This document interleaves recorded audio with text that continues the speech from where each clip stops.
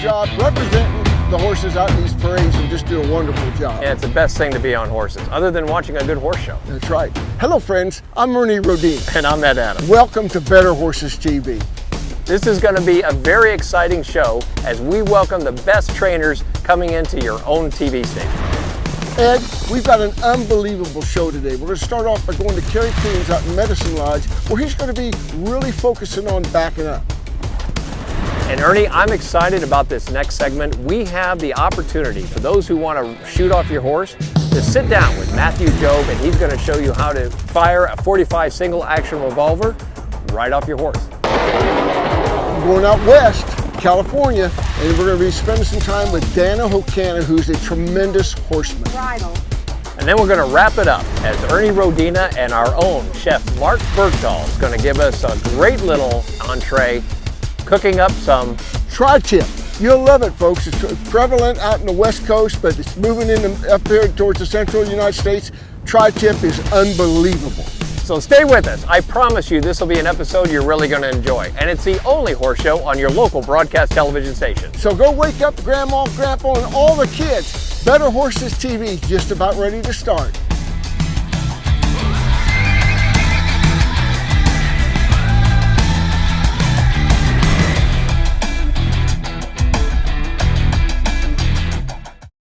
Your buddy Ron once said he could install your ceiling fan. He couldn't.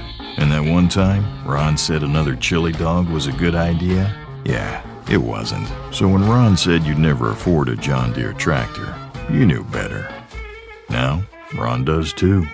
The E-Series, legendary John Deere quality, unexpected low price. Stop by and see Heritage Tractor at one of its 9 locations for your John Deere and Featherlight trailer needs. HeritageTractor.com.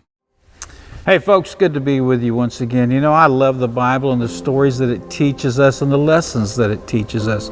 There was a time when the Israelites were in bondage. They were in slavery to Egypt. Well, today a lot of us are enslaved to drugs, alcohol, smoking, you name it, we're addicted to it. We don't need to be. There is room for us to get out. And what we need to do is just cry out to God in our time of need. I love what the Bible says in Exodus chapter 2. It says the Israelites groaned in their slavery and cried out, and their cry for help because of their slavery went up to God, and God took notice. So, whatever it is that you're going on in your life, just cry out to God. Give it to Him, because His promise is that when we call on to Him, He takes notice. Hey, this is Steve Stafford. I'm the pastor at Risen Ranch Cowboy Church and a very proud member of the Better Horses family. What do you get when you bring together one of the biggest names in veterinary medicine with one of the most caring and committed teams of horse health experts in the industry? You get a vaccine portfolio known for its quality and safety, a pharmaceutical line you can rely on to help manage pain and support performance. You get the products, programs, and people of Merck Animal Health. No matter what discipline of riding you do, training, showing, and everyday stress is hard on your horse's legs. Decra Veterinary Products is a leading lameness company that brought you Osphos. Osphos is a clodronate injection, an intramuscular bisphosphonate to help control the clinical signs of navicular syndrome in horses 4 years and older. Ask your veterinarian if Osphos is right for your horse. Decra Veterinary Products is a proud sponsor of The American. Ernie, it's sure great to have you here with us here today. Thank you so much for letting us be a part of Better Horses TV, and thank you so much for what you do for the equine industry. What I want to share with your viewers today is talking about some ideas that can help your horse think more about when you ask him to back up, because I think a lot of people miss the fact that they're trying to get their horse to back up better, and the horse is thinking about going forward the whole time they're asking him to go back. So it makes it really hard to get those horses to turn loose when you're asking them to back up. Not all disciplines incorporate a lot of backup, but for us, we're doing a lot of stopping and a lot of turning. Our sports that we participate in with our horses require a lot of that. we feel like it can help our horse learn and to carry himself more collected while we're loping around as well. So here's a couple ideas, Ernie, that your viewers can take advantage of. I'm going to start off really quick, just the idea of with our hands, don't be holding your reins really long to where when you draw back with your hands to back your horse up, that your hands are clear back here against your body. If you have a horse that's not thinking about reverse and he's braced in your hands, you can give yourself an advantage if you'll learn to slide down and get short enough on your reins that when you do draw your hands back, your hands are not just still in front of your body, they might even still be in front of your saddle horn when that horse starts to step to you in reverse.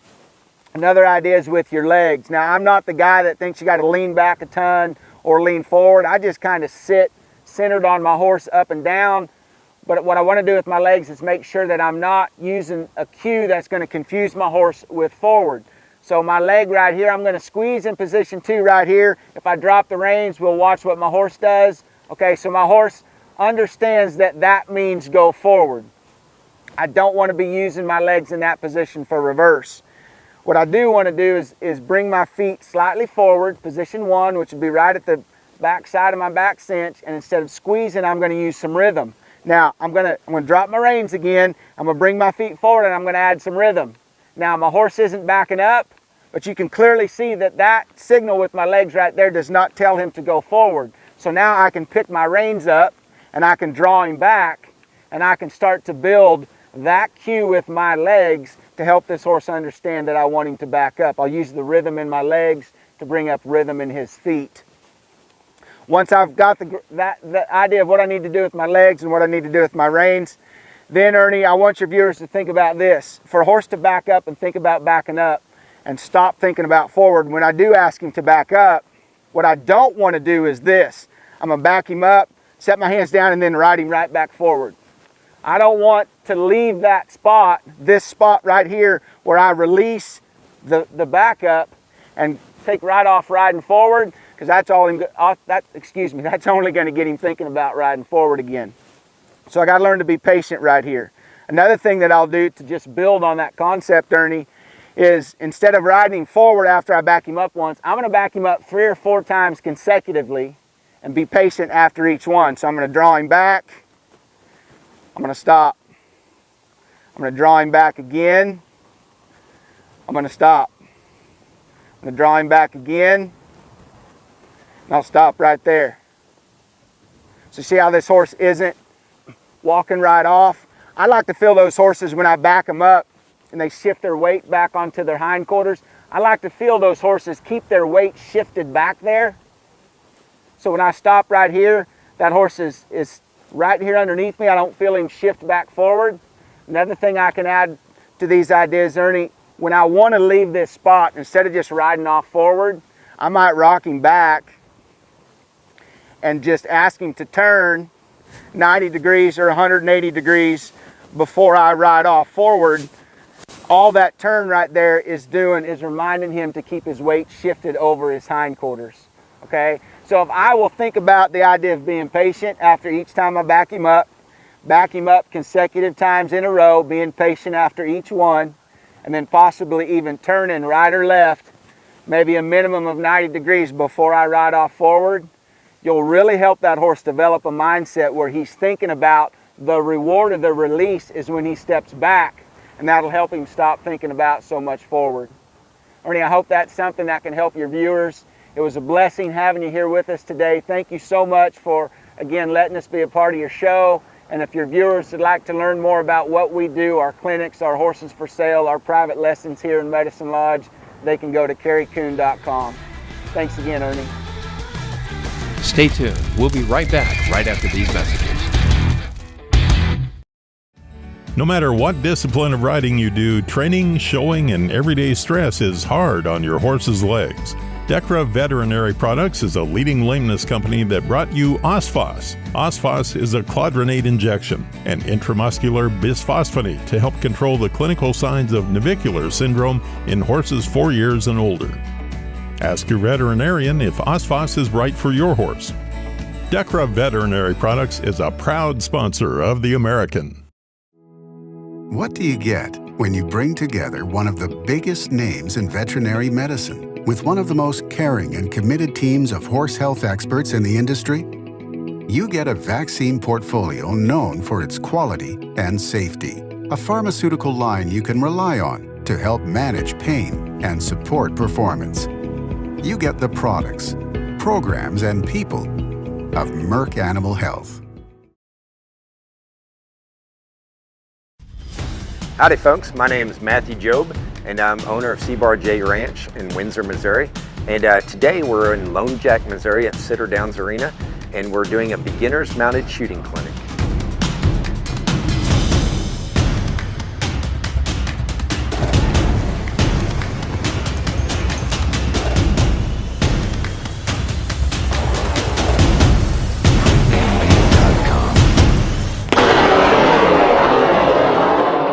I've had approximately 1,100 plus people come through my clinics on my beginner side, and I think I've had 3 that chose not to shoot, and so that's a pretty good percentage. I haven't done the math yet, but I'd have to be 99.2% or somewhere there. And a lot of people decide to come to it for many reasons. Some, it's on their bucket list. You know, they want to be cool. They want to be John Wayne, Jesse James.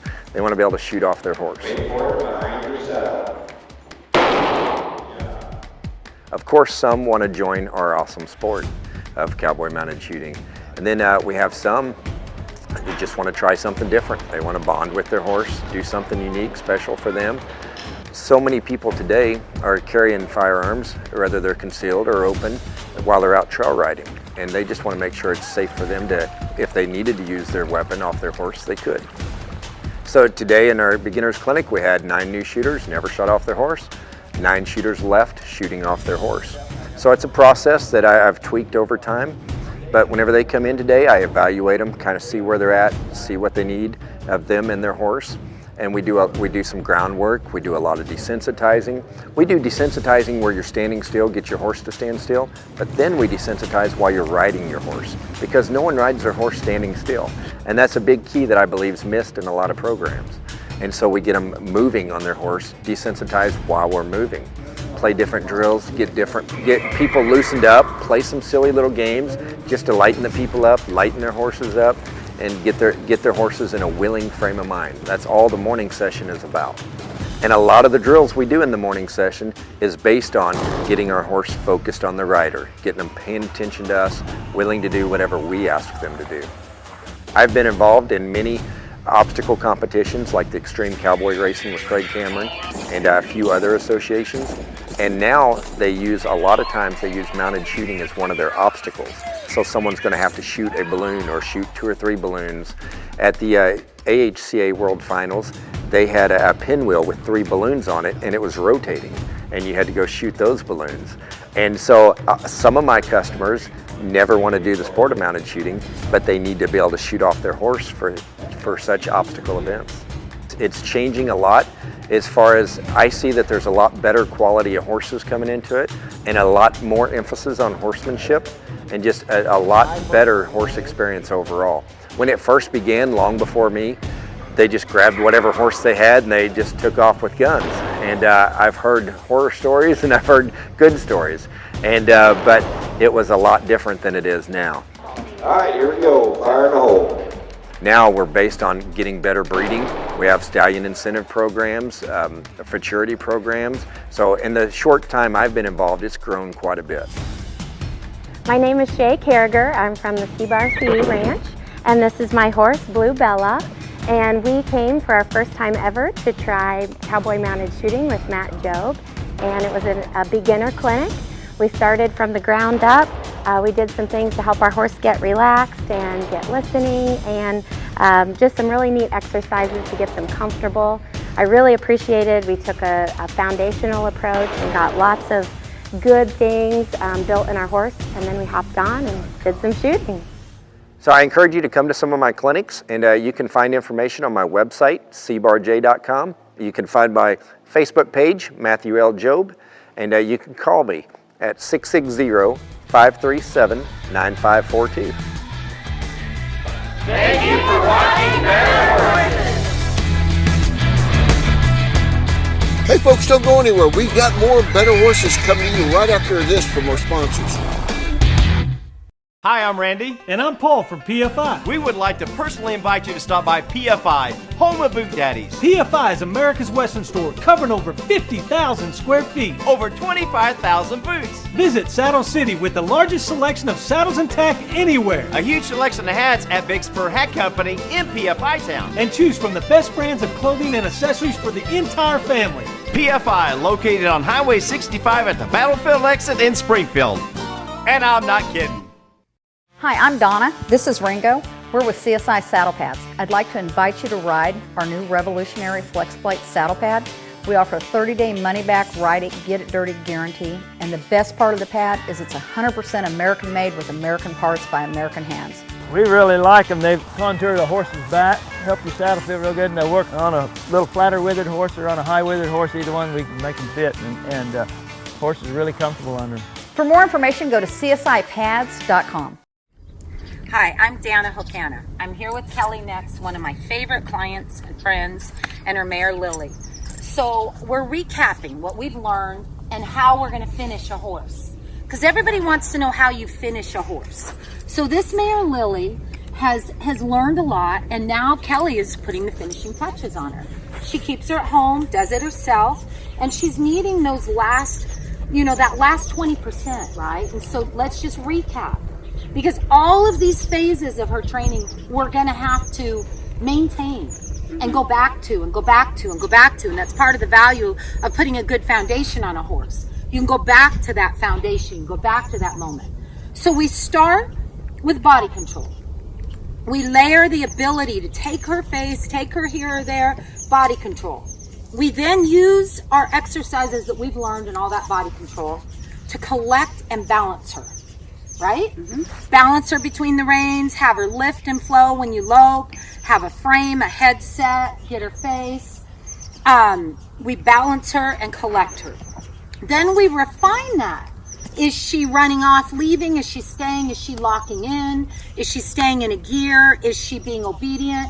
And we refine it, paying attention. Is she willing to your leg? Is she mad at your leg? Is she uncomfortable somewhere? Is she out of balance? So we teach body control to great depth. We then take body control and we balance and collect our horse with it. Then we very carefully pay attention to where we're at and what we've done with them, right? Then with your horses, you started putting them in a bridle. And through all that body control and all that exercise, we would do circles, rectangles, counter canters, squares, whatever you want to do, straight lines. Then you want your horses in the bridle, one-handed in a shank bridle. So we start teaching them the message of an indirect rein pull or neck reining, right? We start teaching them how the shank bridle connects to the interior of the horse's mouth and has a totally different signal mechanism, how to use your hands with that shank bridle, okay? Now then, the next thing we're trying to do, that I believe you're trying to do, is you're trying to now teach guide and neck rein and set your speed, right? Yeah. Setting that speed is important, which that really was starting to go in step 2 or step 3. And that's why we can go back to step 2 or step 3 and make sure we didn't miss that point, that when we jog, they're to lock in and stay at the speed we tell them. And through all that collection and then maintaining their acceptance, we dealt with transitions, which transitions are a finishing kind of a exercise that can be really difficult for some horses, right? And difficult for you.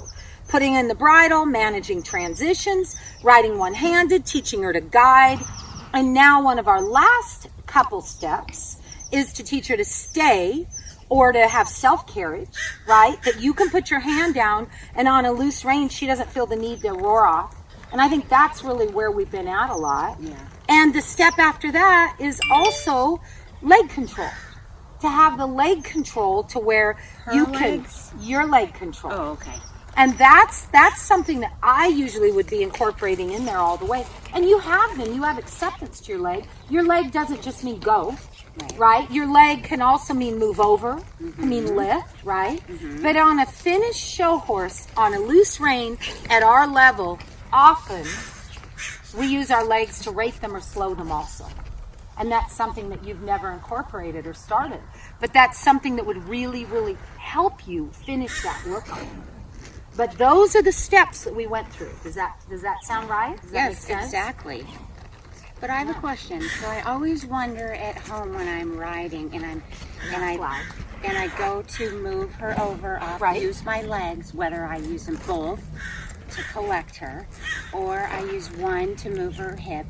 I always have to pick up on my reins and hold, so I wonder in the future when I have slack in my reins, how am I going to be able to apply my legs without her going forward? Exactly.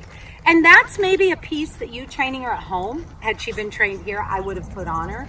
And maybe that was a lot or above you, or we've been just still focusing on maybe 1, 2, 3, and 4 of those steps. But that is part of that leg control. That's next. That leg doesn't mean go always, but it can mean go. Leg can mean move over, lift up, slow down. You need to be able to put your legs on her and have her respond to your cues without shooting out the door, right? And one thing that's been an issue for you is you've spent a lot of your life riding with your legs stuck out like this. When a horse challenges me and does not want me to put my leg on them, I often spend the time needed to be able to put my leg on them. Like, your leg needs to be just another part of her daily workout in life. I hope you enjoyed that training tip, and I know that there's good information that can help you and your horse to be the best you can be. Please check out my website at hokana.com. You care about your animals and feeding them the best. And that's where Purina's local Kansas City dealers step in, providing you experience, knowledge, service, and advice. Purina feed dealers are people who believe in community involvement and who believe in you. They have a passion for the feed industry and are committed to helping customers unlock the potential of every animal. If you are looking for a trusted source for your animals, look no further than your local Purina feed dealer, your partner in animal care. It's time to go with United Mosquito and Fly Control's premier fly system for fly control in your barn, providing relief for horses from the stress of fighting flies, and also makes the barn more pleasant for everyone in the barn. Easy, effective, and safe. With United Mosquito and Fly Control, we provide a full service. You as the barn owner don't have to do anything. We go everywhere and take care of everything with our friendly fast service. Call today at 913-558-3814 or email Paul at unitedmosquito.com.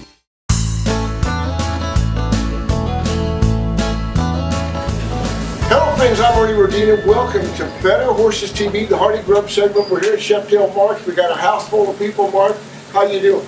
Doing good. This is one of the deals, the dinners we sold for Janet down at Scipio Supper Club for her, the auction she does. She raised like $10,000 for charities around the local events, and these fine folks, we'll introduce them in a minute. The dignitaries from Ottawa, Kansas, and they're cattlemen, you name it, they're jacks of all trades, and they're all here. But tonight's dinner is kind of like an experience of the tri-tip. It's brand new for a lot of folks, and it's going to be unbelievable. It will be. We got 3 of them on the grill back here now. They're a little tough to cook because they're kind of tapered and little this, but I bet we can nail it. Right. And watch out, folks, get more into it, what tri-tip is. That's okay. We're going to do the tri-tips, and then I'm going to smush some red potatoes and fry the smushed red potatoes, and then I made a Bangkok salad to go with it. Gina's been working on some sort of a pecan pie, and Connie made some homemade corn on the cob cut off. Ought to be awesome. It's going to be good. Yeah. I guarantee you, really good sauce. Okay, I never make sauce for steaks, but I don't do this time because of the potatoes. I render down a little fat off those tri-tips. Now here comes the sauce. Here in the grease, we're going to add some onions, green peppers, a little garlic, what mushrooms I did still. We're going to get these all cooked in. Add a little more of that.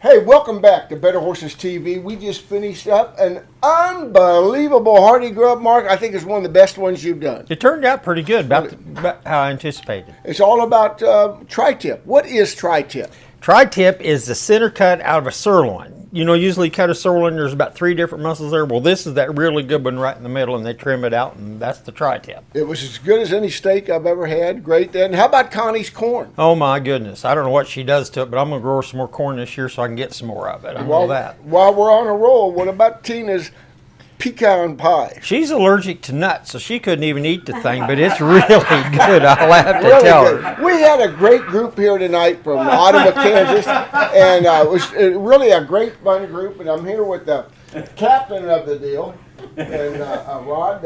Hey, thanks a lot for all the good cooking. Well, it was good. Take that guy right there, and Pam. It was really good. It was awesome. Yes, Really good. unbelievable. Unbelievable. We hope we see you folks again. What would you tell our listeners out there about taking advantage of one of these meals? Yes, you should do it. It is unbelievable. There you go.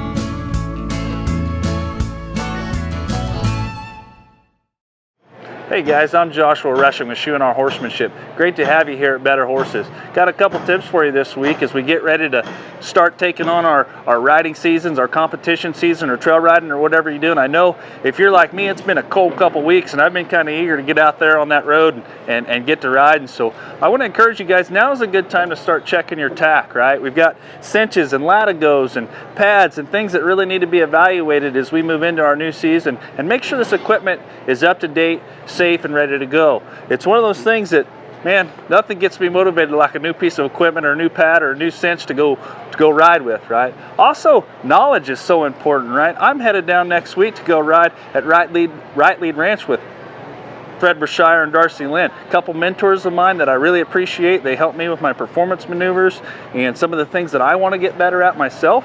So I'd like to encourage you to do the same. Nothing is more exciting than a new piece of knowledge to take and go out there to your pen with, go out there in your backyard and start to utilize and develop a better relationship with your horse. I know Tater and I are excited for the upcoming season. I've got him fixed up with a new classic equine pad from Equibrand and got our gear all ready to go. And we're really looking forward to seeing you guys out there at your next competition or your trail ride or wherever it is.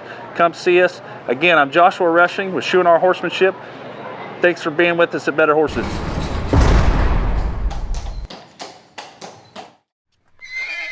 Hey, thank you for watching Better Horses. If you've missed any of our shows, check us out at betterhorses.com where you can see all our episodes. You want more Better Horses? Check our podcast out by typing in Better Horses. And don't forget our newspaper coming out 5 times a year, also on the same website.